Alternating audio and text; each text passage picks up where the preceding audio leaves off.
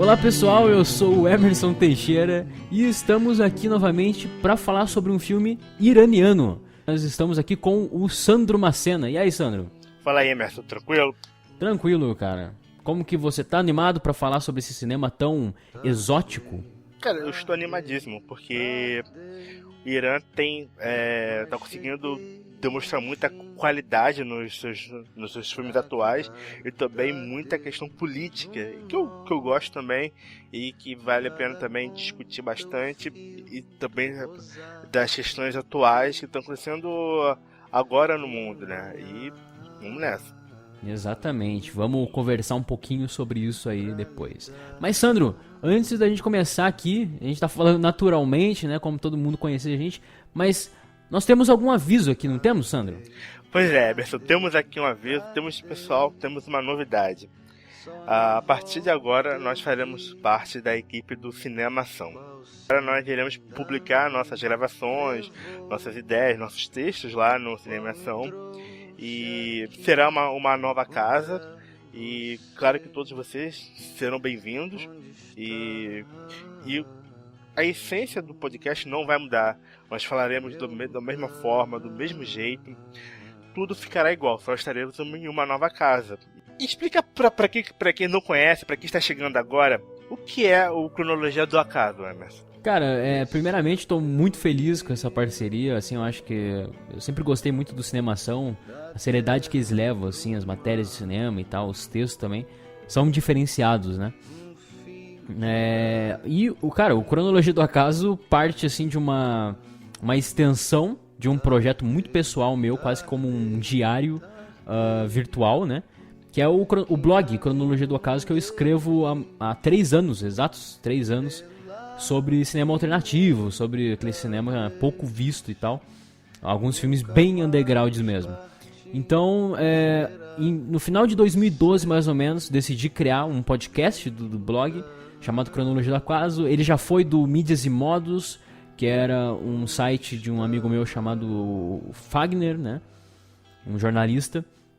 Depois ele passou pro Crossover Digital, a gente gravou coisas lá, depois saímos também, depois criamos uma casa só pra gente, e agora o Cinemação, né, o Rafael, o Daniel entrou em contato com a gente, colocou a ideia na mesa, né, dessa parceria. Enfim, estamos aqui em casa nova, né, como o Sandro bem disse, nada vai mudar, o nosso estilo não vai mudar. E falando um pouco sobre esse estilo, né, nos apresentando, né, pra quem nunca ouviu, né? O Cronologia do Acaso funciona da seguinte maneira: nós temos 2 formatos principais, né? O primeiro falamos sobre um filme, pegamos assim um filme aleatoriamente.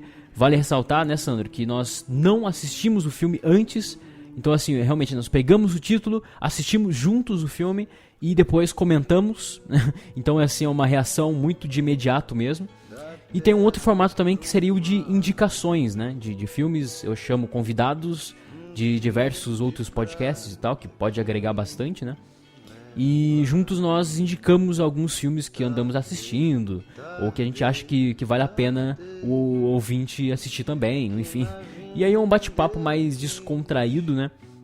Sobre cinema. E nesse podcast, nesse formato, né, de podcast, nós abrimos brechas aí para alguns filmes mais blockbuster, mais pipocões e tal. Então aí tá liberado, mas o formato mesmo, assim, principal seria esses filmes bem independentes mesmo. Por exemplo, hoje nós vamos falar sobre um filme iraniano, né?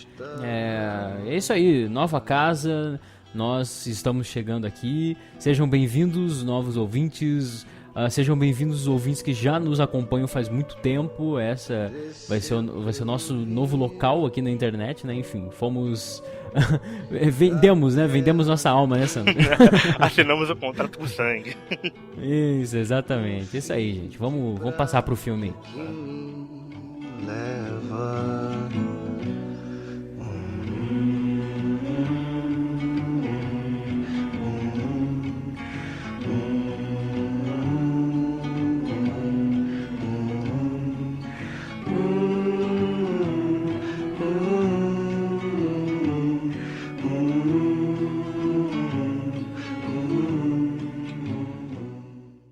Beleza, o filme da vez vai ser Adeus, de 2011. Ou iraniano, como que ficaria? Ficaria Be Omidi e Didar. Didar. Mas eu não sei, então eu não posso afirmar. Não sei Be iraniano. Omidi e Didar. Be Bom, Omidi e Didar.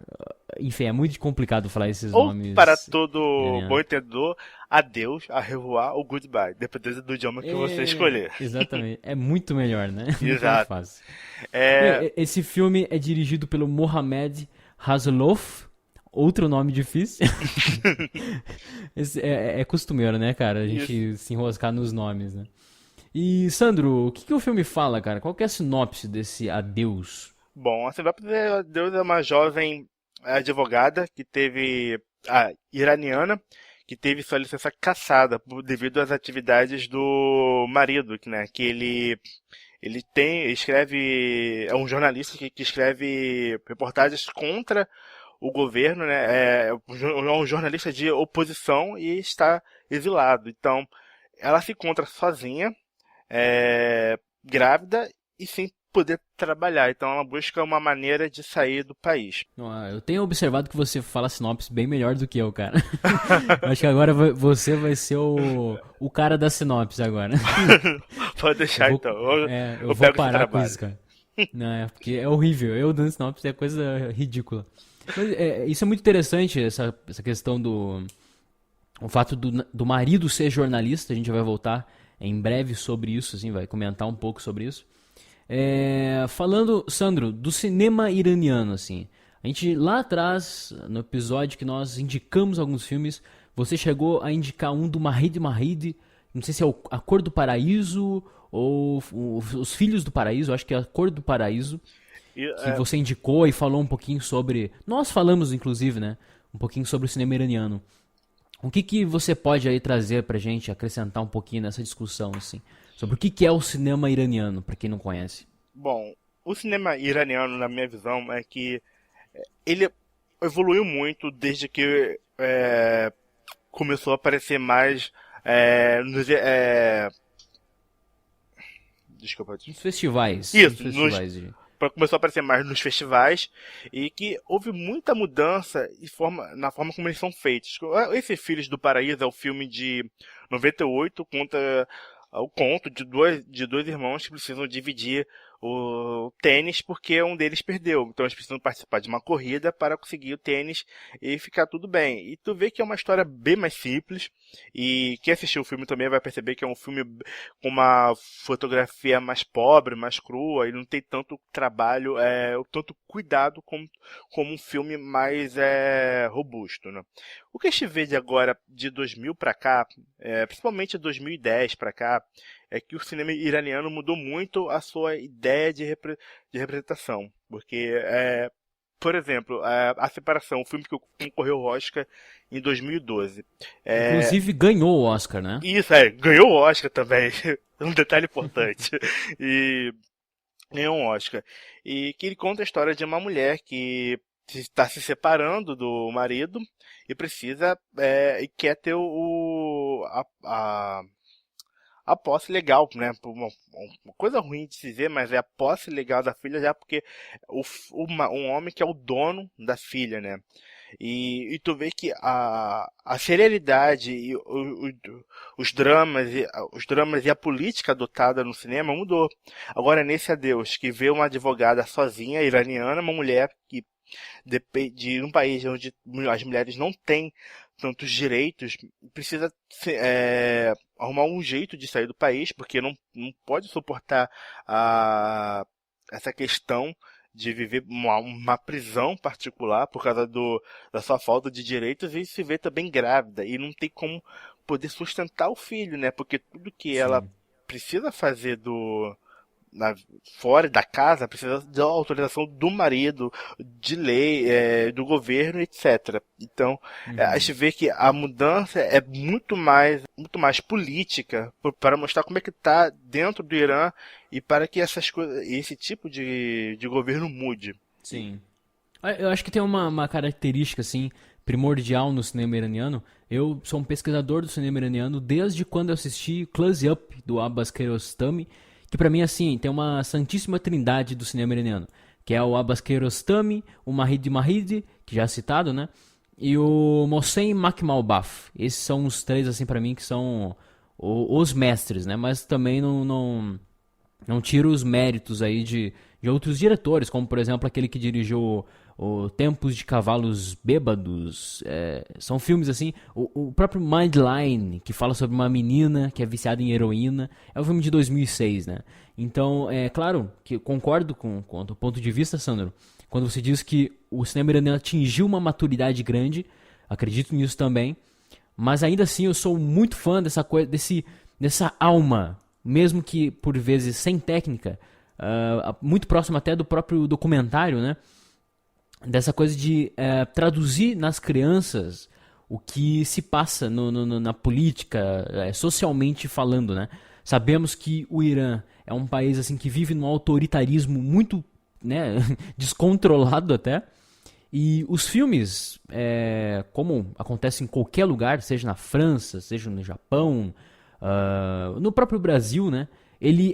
Os filmes são um reflexo da vida social, né? Das mudanças que passam pelo país, ou da mesmice que o país enfrenta, né? Enfim, aquilo que vivemos é uma inspiração para nossa arte, né? Então o cinema iraniano bebe muito dessa fonte. Fala sobre a inocência, a novidade com as crianças, utilizando as crianças, né? É muito comum ver em filmes iranianos as crianças fazendo os papéis principais e tal, né? Assim, bem como a mulher também, né? Tem essa coisa mais da opressão, do fato dela estar abandonada, sozinha, né? E pelo menos isso acontece com alguns outros filmes que poderíamos citar aqui, mas iríamos nos estender demais, né? Mas, enfim, o cinema iraniano tem uma importância gigantesca aí.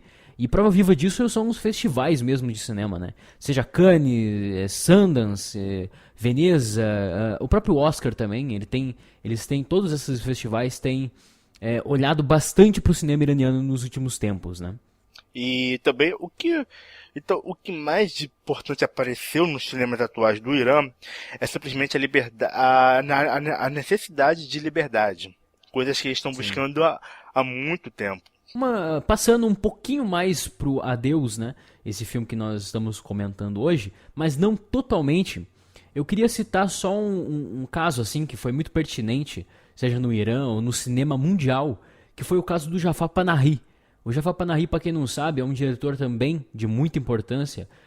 Dirigiu, por exemplo, o Balão Branco, recentemente fez aquele Isto Não É Um Filme, que inclusive relata um momento muito complicado da vida dele, do qual ele apoiou, né, enfim, ele apoiou um poder ali que era opositor ao governo, né, atual ali do Irã. Então ele foi preso, né, por 6 anos e proibido de fazer filme por 20. Isso moveu assim vários protestos, né, até de nomes famosos como Steven Spielberg, a atriz Juliette Binoche, o próprio Walter Salles aqui brasileiro, né? Ele falou bastante sobre essa situação também do Jafar Panahi. E junto com essa prisão dele em 2010, março de 2010, esse diretor desse filme que nós estamos comentando hoje, o Mohamed Rasuluf, ele foi preso também. Só que diferentemente do Jafar Panahi, esse Rasuluf, ele conseguiu ter liberdade para terminar esse filme, que seria o Adeus, né? Que veio 1 ano depois dessa situação catastrófica que aconteceu ali, né? Porque o que acontece? Nós sabemos que o autoritarismo, ele poda a arte, de maneira geral, né? Isso a gente vê em qualquer lugar, né? Seja, por exemplo, na ditadura militar aqui do Brasil, por exemplo, teve muito também essa coisa como poderia dizer, Sandro? Do controle artístico. Enfim, mesmo. As pessoas não podem pensar, né? Isso é fato. Limitação do pensamento. Exatamente. Enquanto um ser pensa, ele está produzindo uma crítica. Ou seja, ele está desenvolvendo seu senso crítico. Então, é de suma importância pro governo, né, pro autoritarismo, manipular as pessoas com o quê? Com o corte do saber, né? O corte do pensar, o corte da criação. Então, os artistas, que por si só são grandes subversivos nesse ponto, né? Eles sofrem muito com isso, né?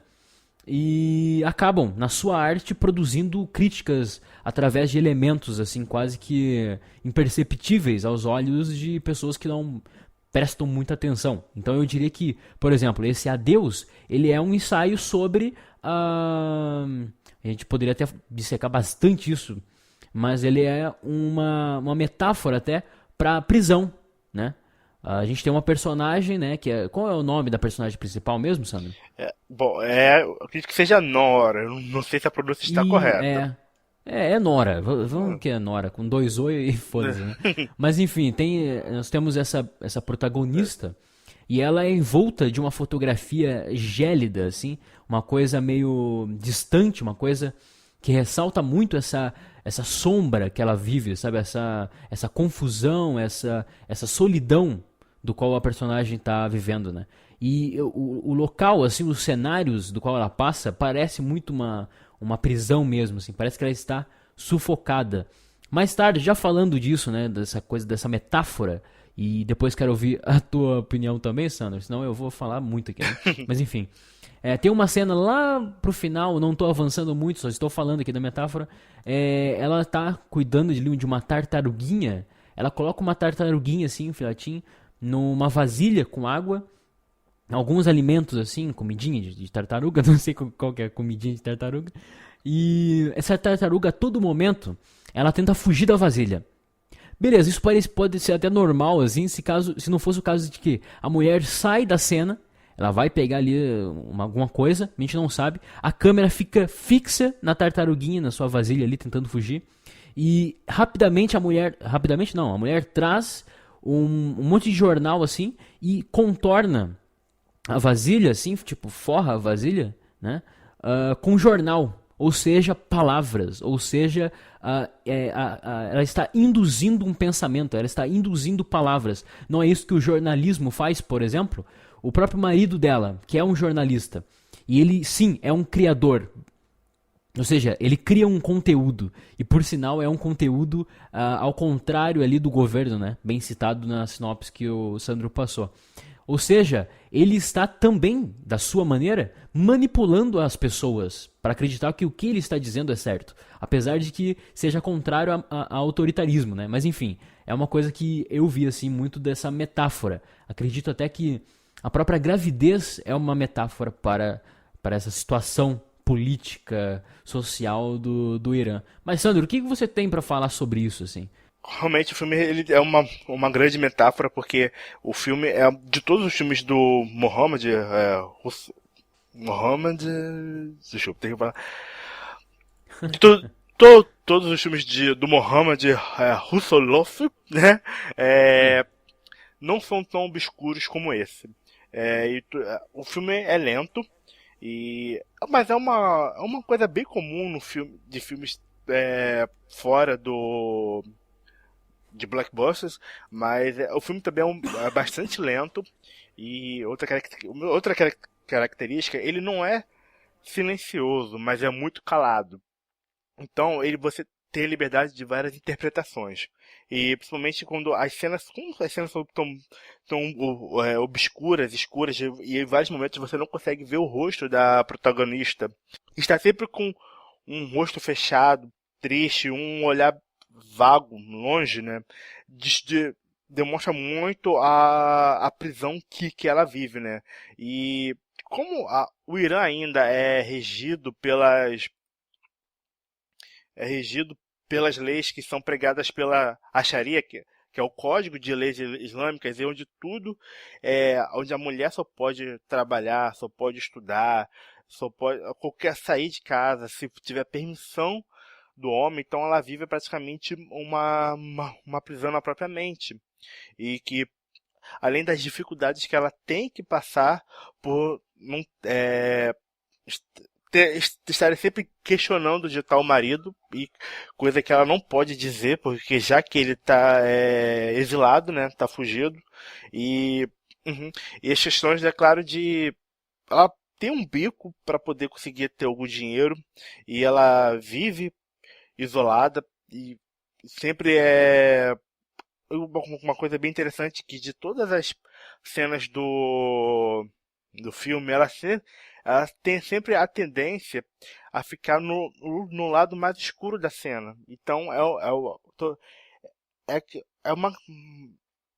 uma prisão mesmo que ela está vivendo e não consegue se libertar, além de, claro, de tudo que ela tem que fazer de forma ilegal, que ela precisa agir, mentiras que ela precisa fazer para poder ter a liberdade de poder sair do Irã, que é uma e que talvez ela mesmo diz que ela não quer sair do país, mas é uma questão de necessidade, praticamente algo como de vida ou morte.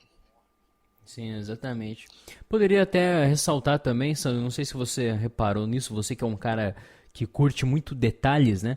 Mas duas cenas em que ela vai pro terraço do apartamento do qual ela mora, passa um avião assim, que vai meio que de encontro com a cabeça dela.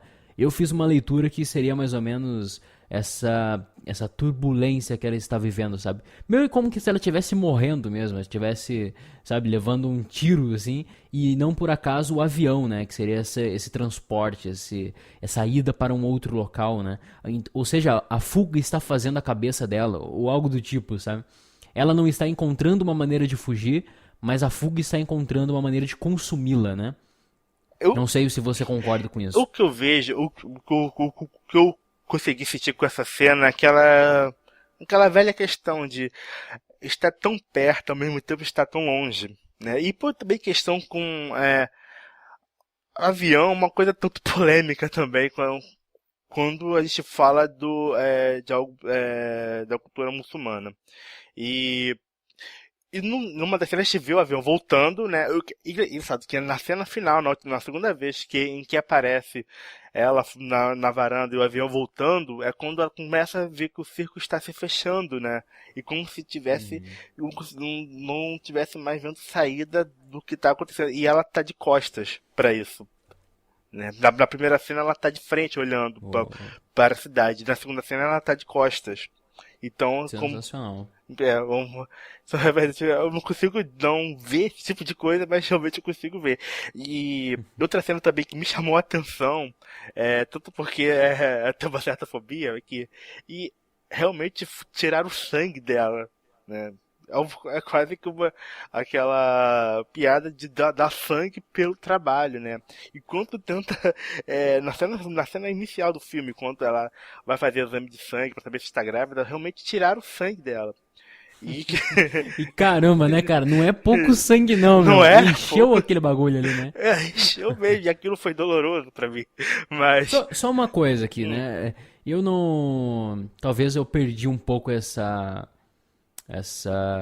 detalhe. Mas fica claro o porquê ela está fazendo tantos testes? Assim? Ou é aquele fator de surpresa lá no final que acontece? é um fato surpresa do final, porque no momento Uhum. dá a entender que ela só quer confirmar que está grávida, mas depois quando ela vai começar, é necessário fazer teste do líquido miniótico da placenta e ver que ela pode ocorrer risco de aborto por fazer esse tipo de exame, tanto que ela, de novo, quando ela vai tentar fazer esse exame por causa do risco de aborto, ela precisa ter autorização do marido, caso que ela não pode ter, então ela fez esse exame ilegalmente. A gente vê que a questão dela sair do país é muito mais séria do que querer fugir das prisões que o governo insere, porque ela quer fazer um aborto, né? E a lei de lá não permite isso, são só em casos muito específicos, que no caso dela, ela está esperando uma criança com síndrome de Down. E, Uhum. e que E que infelizmente. e que a gente descobre isso logo lá no final do filme, né? Exato, a gente descobre Então, isso logo no final. Logo no final. A gente descobre isso no final do filme. E então fica explicado a necessidade dela tão intensa de querer sair, apesar de. É, porque a gente vê que ela é uma pessoa também muito depressiva, né? Então, normalmente pessoas depressivas não têm tanta necessidade de algo assim. Elas são como uma forma chula de dizer, são acomodadas com a situação. Então a gente vê quais são os riscos que ela está correndo, se mantendo no Irã com uma gravidez de risco, né? Uma gravidez desse. Sim, sim. Uma coisa que eu achei interessante, assim, e já falando depois um pouco sobre a gravidez, né, de fato, que ela está passando, você reparou que nos 40 minutos iniciais de filme, mais ou menos, ou algo parecido, né, 40 minutos, 30 minutos e tal, ela... Então, nos 30 minutos de filme, mais ou menos, até os 30 minutos a gente não sabe muito bem o que está acontecendo. Parece que o filme vai ficar nessa coisa da gravidez, não vai ter muita profundidade em outras áreas, assim, porque sabemos só de relance, assim, que ela não está com o marido dela, enfim. Quando chega a mãe dela na casa dela, que começa um pouco mais a história se revelar um pouco mais, né? Até chega alguns investigadores que vai investigar a casa dela. Aí a gente percebe que tem algo errado acontecendo com ela, né? Mas uma coisa assim, essa coisa da gravidez, né? Quando eu vi isso, assim, eu lembrei de um curta-metragem, Sandro. Procure, ouvintes também, do Abderrame Sissako, que inclusive ele foi indicado aí, né, ao melhor filme estrangeiro com aquele Timbuktu, nesse último Oscar aí. E a gente falou sobre um filme dele, Sandro, aquele A Vida Sobre a Terra, lembra? Aquele filme de Mali? Ah, lembro, sim, eu. Então, esse diretor desse A Vida Sobre a Terra, ele tem um curta-metragem chamado Outubro, que também fala sobre uma jovem. O filme ele é uma coprodução, né, da Mariutânia, da Rússia e a França, né? E também tem uma mulher que ela tá grávida e ela tá prestes a regressar pro seu país de origem e tal. E é uma coisa muito legal, assim, ela se envolve com um africano e tal. E de cara, eu lembrei desse curta-metragem porque eu pensei que o filme ia focalizar até nessa questão do estar grávida. Só que daí, com o passar do tempo, eu fui percebendo que esse fator, assim, que outrora seria, ou em outro caso seria totalmente especial, que no caso dela parece meio banalizado, sabe? Você falou aí, por exemplo, que ela faz uma série de testes e tal, e até então nós não sabemos por que ela faz tantos testes, né? E aí acaba descobrindo, enfim, que tem uma criança especial, né? Enfim. Mas há uma certa apreensão, assim, pelo fato de ter um filho. E em nenhum momento nós sabemos o porquê. Aliás, a própria fato da criança ser especial não condiz com essa até turbulência pelo fato de estar grávida. Eu traduzi assim o filme como se o fato dela estar grávida fosse quase como uma maldição para ela, né? E é muito interessante assim as nuances que existem assim nesse ponto, né? Por exemplo, ela tá no consultório ali, ela tá conversando com a secretária ali do doutor lá, né? E ela passa e fala que o marido dela não vai conseguir assinar e tal. A secretária sai, vai conversar com o médico para ver se isso é possível. Ela vai e olha uma criança, assim, um feto no útero da mãe e tal. E ela chega perto, assim, sabe, para analisar aquilo ali. Como se fosse uma coisa meio desconhecida mesmo. Como se fosse ela e um muro e depois a criança, sabe? Sim. Acho muito interessante essa questão da gravidez. O que você tem pra falar sobre isso, Sandro? Essa questão da gravidez no filme, assim, como um elemento quase, né? É um elemento bem complicado, porque quando ela conversa com o marido, ela recebe, né, presentes do marido, parece que o marido está animado com o fato de ter um filho, mas ela nem tanto, né, porque ela sabe das dificuldades que ela vai enfrentar. E chega até o momento que ela fala que não quer tirar a criança, ela procura uma amiga que tem um irmão com síndrome de Down para saber se é muito difícil cuidar de alguém com síndrome de Down, porque eu acho que é uma questão materna e acho que sendo homem, acho que eu nunca poderia entender, talvez, que é a ligação que tem direta de mãe com filho, né? Apesar de todos os problemas, ela não quer tirar o filho dela, porque né, é dela, o filho tá nascendo dela, tá saindo dela e tal. E uma questão complicada justamente porque pela falta de liberdade das mulheres também no Irã. E você vê também vários momentos do filme que toda hora que ela tem que fazer um exame, eles pedem autorização do marido, né? Então acaba que ela talvez não faça pré-natal, não faça os exames adequadamente, tem que viver na clandestinidade para poder fazer cuidar dessa gravidez, tanto que é até um ponto importante, né, que foi tocado no filme, mas de forma leve, mas foi importante. Foi importante. Uma enfermeira diz que pode ajudá-la a fazer um aborto, né? Porque como é proibido, né? Então ela deve estar acostumada com todos os tipos de questões e situações que as mulheres grávidas devem passar naquele país.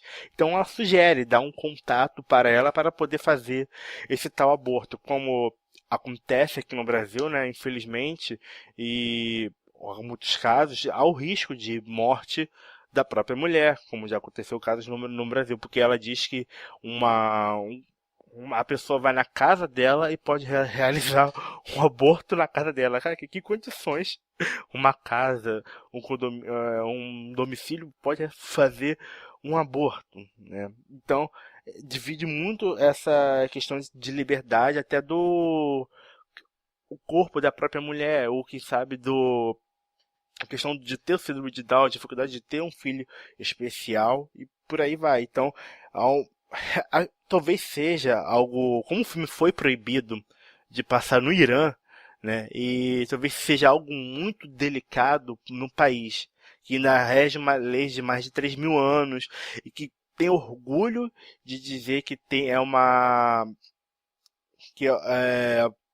orgulho de dizer os habitantes têm orgulho de dizer isso, que mantém o tradicionalismo, que mantém a mesma língua de 3.000 anos atrás, que é uma grande nação. Então é complicado mesmo. Incrível que ela é uma advogada, né? Ela tem a licença cassada e tal, só que por si só já apresenta pelo fato dela ser uma advogada, já tem um pouco essa coisa de ser mais independente e tal, né? Nós vemos que não, é ao contrário, né? Ela continua assim sendo mais uma submissa, tanto em relação ao próprio marido, né? Que se apresenta quase como uma figura fantasmagórica até. Em certo momento também ela começa a ter a imaginar, né? A ter ilusões com ele, que está conversando com ele, tá um diálogo sensacional. Enfim, ela tem bastante ilusões ao longo do filme, né? Mas essa ilusão que ela tem com o marido, por sinal, e eu repito, o marido parece muito um fantasma assim na vida dela, até tanto essa coisa de todos os médicos precisarem da assinatura dele, enfim, ela tá muito ligada, né, ao marido, não consegue se desprender. E essa cena em específico, né, que ela imagina que o marido tá ali na cozinha e tal, e ela tá de costa, eles não se olham e muito menos eles mexem a boca, né? Só mais em off mesmo, assim. Há um diálogo interessante que ele pergunta: o que anda fazendo? Ela: não posso mais aguentar. Esse país não é um lugar para se ficar. Ele diz: mas a que preço? Ela: o preço da liberdade, preço da vida. Aí ela: vou dar a luz a ela e renascerei. Ela continua: o bebê inocente, é um pecado mantê-la em tempos como esse. É muito legal assim.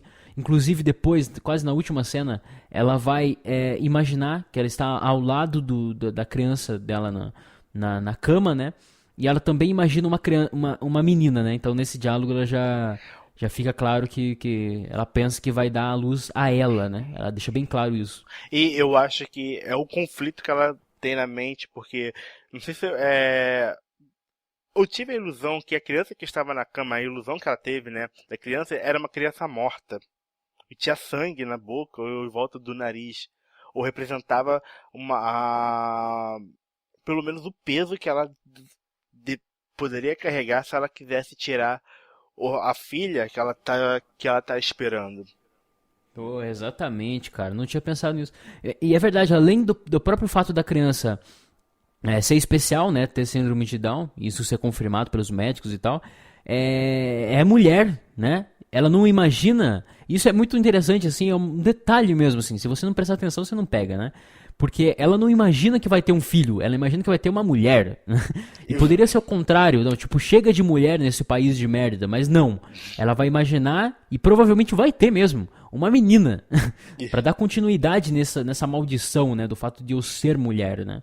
Então, De mais pressão ainda, mais opressão também, né. é verdade, e além de ela poderia, no caso, ter uma menina, e poderia acontecer preconceito, né, dos outros pelo fato dela ter síndrome de Down. Ela, tipo, ela já sofre por ser mulher, mas agora vai sofrer duplamente por ter síndrome de Down. Imagina então como é que é realmente a necessidade dela extrema de, de querer sair de lá, né? E além do caso é que como o diretor foi preso, né, foi proibido por apoiar a posição, etc. Você viu por quê, né? Porque são coisas muito pesadas, são coisas que são estritamente desconfortantes, né, pra gente que somos, pra nós que somos ocidentais e vemos certas coisas com naturalidade. A gente vê pessoas com síndrome de Down. É claro que tem pessoas que têm preconceito também, não é dúvida, mas lá deve ser algo totalmente é, horrível. E também tem que o governo controla tudo, né, que acontece. Tem os canais de TV são estatais, acho que, se não me engano, são 5 canais. O único lugar que pode ter TVs por satélite o Teherã, que é a capital. É por isso que aparece lá os oficiais e levam o aparelho de satélite dela, né? E, tipo, como a cidade, eu acredito, né, por ser o Teherã a capital, então provavelmente é a cidade mais visitada. Então, por ter muitos estrangeiros, então provavelmente deve ser por isso que há é, a permissão de ter satélites. Mas fora nas outras regiões nas outras províncias, não tem. Eu acho que é para simplesmente impedir influência do estilo de vida ocidental que possa influenciar a população de alguma forma. Vendo através da arte, Sandro, você acharia correto afirmar que o Irã é um país que meio que parou no tempo, assim, através da arte, através de alguns casos que nós temos informação, né? Claro que jamais vão conseguir passar tudo que está acontecendo no país, porque nós não moramos lá, nós não sabemos o que é viver naquele país, né? E enfrentar isso. Mas você acha isso, cara? Você concorda? Assim, pode ser dito isso, que o Irã parou no tempo? Eu não. Tipo, é bem complicada essa questão, mas eu já sei que o Irã tenha parado no tempo, mas eu acho que ainda eles mantêm muito tradicionalismo, né? Porque é difícil qualquer lugar, a não ser um lugar que seja muito fechado, como acontece na Coreia do Norte e tal, mas eu acho que ainda é questão muito tradicionalismo, né? É a cultura muçulmana, a Sharia que rege as leis do país também ainda rege as leis do país. Eu acho que deve ter parado no tempo, realmente. Acho que chegou a tecnologia lá. Só que ainda eles vivem de modo talvez ultrapassado. Mas você acha que você manipular, entre aspas, né, a arte não seria um processo de quase que um retrocesso? Eu Ah, acredito que poderia sim, não poderia? sim, não, com certeza manipular a arte é querer controlar como as pessoas devem pensar, né? Uhum. E isso seria totalmente a falta de liberdade. Vamos fazer um exercício então. Se você pudesse resumir esse filme Adeus, de 2011, em uma palavra, qual palavra você utilizaria? Olha só, hein? Foi não programado. Vai pensando. Isso, sacanagem, me pegou de surpresa. Eu diria que é desafiador. Desafiador. Porque desafia tudo desafia tudo que hoje em dia rege as leis de lá. Que tudo Entendi. a liberdade da mulher, liberdade de ter aborto, liberdade de não ter um marido, obrigação de pedir ao marido para fazer isso ou aquilo. Eu acho que desafiar esse tradicionalismo. Interessante. Eu de imediato, eu já perguntei pra você pensando, eu pensei em prisão, assim, porque eu acho que Eu pensei em falar isso prisão. não só no Irã, mas muitos outros países, né? Inclusive até mesmo o Brasil, o mundo inteiro. Determinadas leis, determinadas regras, determinadas coisas, né? Que acontecem, ou enfim, a mesmice, a própria mesmice também. Não, porque dependendo esses fatores fazem com que nós nos sentimos prisioneiros de nós mesmos, né? Então eu acredito que o filme inteiro nos mostra uma prisioneira do que ela poderia ser, do que ela realmente é. Então essa palavra para mim significaria o filme. Ela está presa ao marido dela, ela está presa ao fato de ser uma mulher, ela está presa ao fato de estar grávida. E tudo para ela soa como uma grande maldição. Isso está acontecendo comigo. E por diversos momentos ela critica o país, mas às vezes também pode ser um pouco da personalidade dela, talvez, né? Às vezes ela está num momento muito ruim. Ela se envolveu com as pessoas erradas, ou enfim, ela pensou na sua vida de uma maneira diferente e aconteceu outra. Tudo isso faz com que ela se revele como uma grande prisioneira assim, da sua própria vida. Então, prisão seria a palavra. É só para dar um adendo também, tem a questão Tá bom. dessa de prisão, existe também uma etiqueta social. Existem regras também de como você deve se vestir na rua. No caso das mulheres não pode sair com acho que é burca, mas acredito que não seja esse nome. Se algum ouvinte souber, por favor me corrija. E os homens não podem usar bermuda fora de casa, né? Então existe também regras dentro e fora de casa e que para nós é um pouco tanto estranho, né? Então, exatamente, é incrível. É impressionante assim como que um governo pode aprisionar, né? E como você mesmo pode se aprisionar, né? É Porque interessante a assim. gente que- critica um outro governo com base no nosso. Então o que Uhum. pra gente é muito comum e para eles se estranhos, então acontece o vice-versa, né? É assim. Exatamente. É isso que eu falei. Somos também grandes prisioneiros de um sistema todo, né? Por Isso. exemplo, eles não entendem o nosso jeito de viver, mas então para eles nós somos prisioneiros, É, né? Então seria, assim, julgar seria um preconceito, né? né? Porque, que nem eu falei, nós não vivemos lá, né?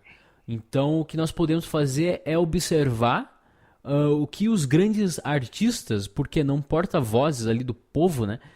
Principalmente no caso do Irã, o que eles têm a oferecer pra gente, o que eles podem dizer sobre a situação do país, situação, esse sistema todo, né?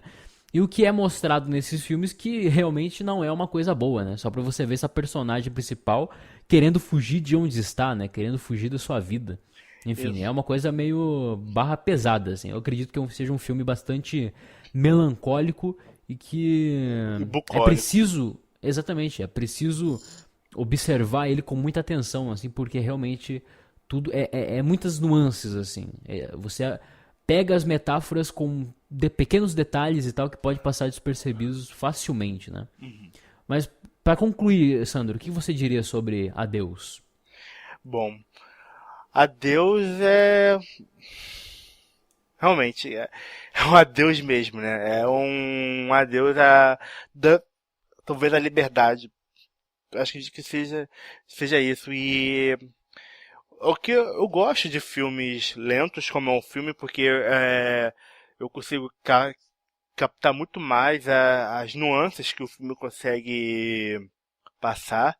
Apesar de às vezes ser um pouco difícil também por causa mesmo que eu falei antes da cultura ser diferente, então às vezes é difícil pe- captar essas nuances mas é um filme bom, é um filme excelente, não só bom, é um filme excelente e para quem curte mesmo ver essas diferenças de cultura, ver as dificuldades que as mulheres podem passar, ou não só as mulheres, mas as pessoas que vivem com base desse regime, é interessante assistir o filme, sim.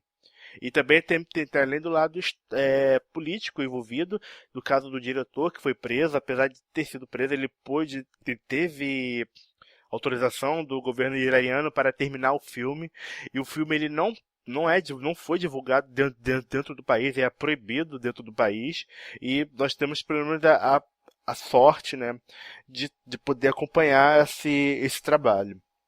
E também, e outra coisa também que nós aqui, eu e Emerson, não sabemos muito da cultura muçulmana. Então, o que a gente buscou agora foi o que a gente leu em bases em texto na internet, ou eu mesmo, alguns livros, pesquisei alguma coisa. Claro que a gente buscou de fontes diferentes, então é óbvio que pode ter sido uma ou outra coisa, a gente pode ter falado errado. Então, a gente não tem conhecimento, a gente buscou estudar para poder adicionar algum conteúdo, informação para vocês. Então, qualquer um que queira dar alguma opinião, nos corrigir, sinta-se à vontade. A gente está sempre dispostos a ouvir, até mesmo nos corrigir quando é necessário. Então, é isso. Então, por favor, alguém que siga essa cultura,